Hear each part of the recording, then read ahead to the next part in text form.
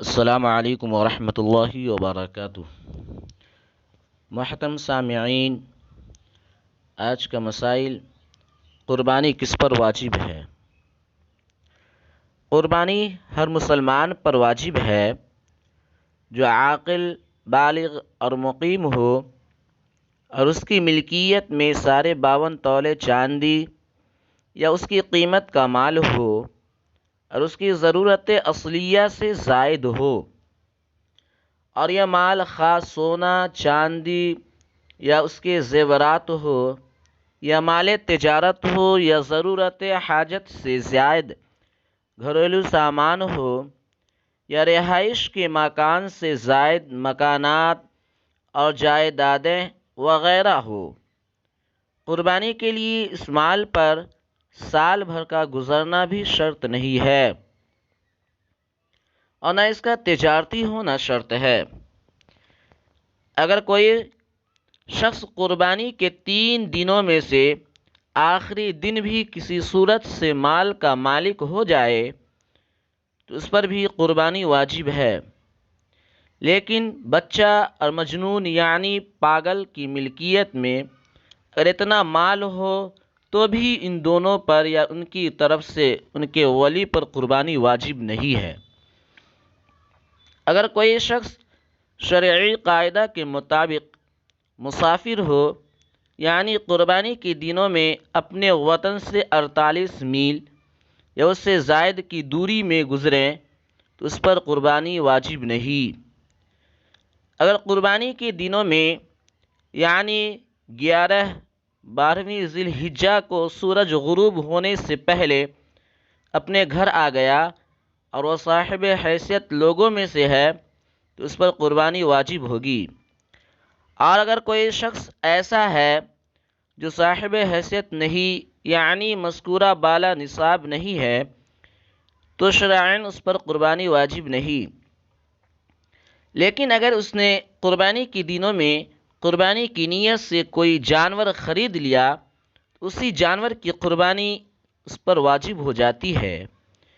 کیونکہ غریب آدمی کے لیے قربانی کی نیت سے کوئی جانور خریدنا نظر کے حکم میں ہو جاتا ہے، جس کا پورا کرنا بندہ کو واجب ضروری ہو جاتا ہے۔ اور ضرورت اصلیہ سے وہ ضرورت مراد ہے جو جان یا آبرو سے متعلق ہو، یعنی اس کے پورا نہ ہونے سے جان یا عزت و آبرو جانے کا اندیشہ ہو، مثلا کھانا پینا، کپڑے پہننا اور اس کے رہنے کا مکان، اہل صنعت و حرفت کے لیے اس کے پیشہ کے اوزار، باقی بڑی بڑی دیگیں، بڑے بڑے فرش، شامیانے، ریڈیو، ٹیپ ریکارڈر اور ٹیلی ویژن، VCR وغیرہ، یہ اسباب ضروریہ میں داخل نہیں ہے، اس لیے ان کے مالک پر قربانی واجب ہوگی جبکہ ان کی قیمتیں نصاب تک پہنچ جائے۔ جس طرح مردوں پر قربانی واجب ہے، اسی طرح عورتوں کی ذمہ بھی قربانی واجب ہے، بشرطے کہ ان کے پاس ذاتی زیورات ہو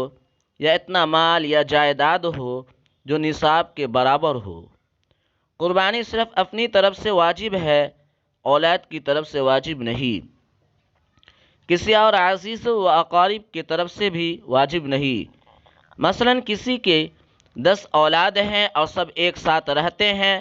باپ کی زندگی میں صرف باپ پر قربانی واجب ہوگی،